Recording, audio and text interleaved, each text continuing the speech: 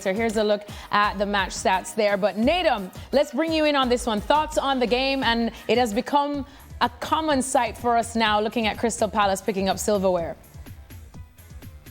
Yeah, it absolutely has. Like, what a year in the club's history, from them winning that FA Cup last year, making history from that standpoint, to then going back to Wembley, winning the Community Shield against the Liverpool side that, you know, were coming in as Premier League champions, and then to finish this way and to play in such a convincing manner. And I think the formula for them, like, they played 60 games this season. They said that's the most in the club's history.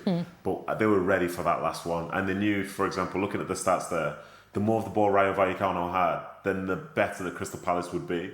I think their ability to hit teams in transition, the danger that they carry going forward, and they're so robust, and they will let you say, come at us, come at us, come at us. And it's very, very difficult to break down. And the opportunities they can get off the back of that are always huge. I think Wharton was excellent today, and so many of those other players as well. And along this European journey, you know, playing against like Shakhtar in the semi-finals and so on. You know, these are days that many of those fans could only have dreamt of before. But as you said, 3 trophies in 1 year, they could very much get used to this. And what a job it's been for Glasner. I think it was 18 months ago. You know, the team was having a struggle at the start of the season. They had one game in a long time. And now he walks away as their most successful manager in the club's history. It's been a remarkable time for them, a remarkable season. And yeah, you know, unfortunately for him, it's come to an end. But for those players, the staff, and all those fans that travelled over to Leipzig, it's a day they will never forget. Yeah, it's been a year, definitely, that they will not forget. As Nedum said, 3 trophies in 1 year under Oliver Glasner. You can just have a look at his accomplishments, and he was still able to do this even when they lost the likes of big names like Eberiche Eze as well as Mark Gay. But Stevie, he's going to be hard to replace. Wow. Well, it seems an impossible task, let's be honest. Yeah. Because the next 12 months is not going to bring, in my opinion, 3 trophies to Crystal Palace. Unfortunately for Palace, they're probably going to lose more players. No question, Mateta will go. And so they're kind of, after having such a great period, are going to go back to the start again.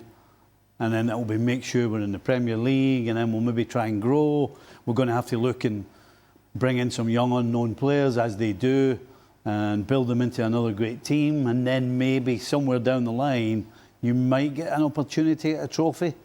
But as great a day as this is, unfortunately, very soon, most Palace fans will realise that we're kind of going to go back to normal next season, because the players will go, as usual, and the manager's gone as well. So it's a great day, but it's a sad day as well.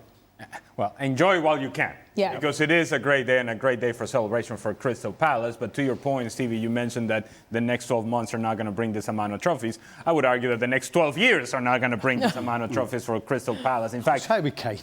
He's trying to be kind. yes, well, Beacons of positivity, Ale. well, and we'll keep it positive on the day for Crystal Palace. But the truth is, this is the byproduct of having successful teams.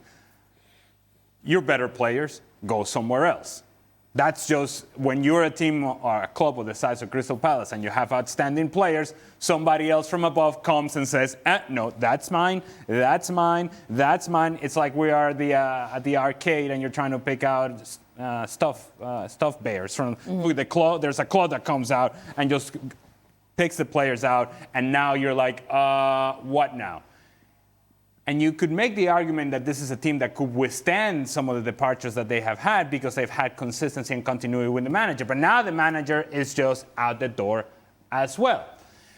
And so, here's the positivity. I'm all about Crystal Palace and what they have done. It's outstanding work. Now let's get real. Not only is it 12 years to go and get 3 trophies, I think right now, as all of this clears out, and the joy and happiness clears out, they're more likely to be relegated than they are to winning 3 trophies. That is the reality of a club like Crystal Palace. So yes, enjoy it while you can. Today is a great day. It has been a great period of time. Enjoy it, enjoy it, enjoy it. Have fun with it. And then get ready to grind, because the grind is coming, and it's coming soon. It's coming soon indeed, with Oliver Glasner going. Nedum, no doubt Oliver Glasner has risen his stock so much in the last year, but where does he go now? Because if we're looking at some of the top jobs, especially in England, they all seem to be filled, whether it's at Manchester United, at Spurs, at Chelsea. Liverpool seem to be sticking with Arne Slot. So where does Glasner go? Yeah, it's a good question. I think at Bournemouth as well, Marco Rose is going to be going there to replace Iraola. So it seems like the slots that maybe were available in the Premier League say when Glasner was being spoken about really well maybe 6 to 9 months ago, all of a sudden they're not really there anymore.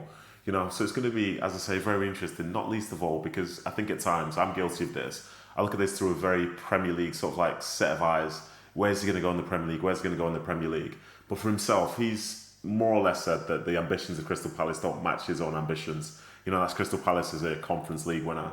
So if you want to play in some of those higher things like the Europa League, like the Champions League, you can look far beyond the British shores. Maybe there's going to be something in Germany, maybe there's going to be something in Spain, somewhere where, you know, his style of football can really work and they have real ambitions as owners, for example.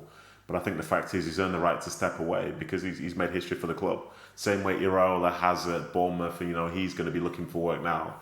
You know, it's great to have two managers leaving on such great terms because usually when a manager walks out the door, they're usually being kicked out the door, to be honest. But for them, they're being held on people's shoulders and walked out because, you know, they've changed the sort of fortunes of their football club. But to sort of rewind a little bit about Glasner, I think it was around the turn of the year, they played away at Sunderland, and because he was upset about how Mark Gahey left and other players left, he refused to make a substitute in the game.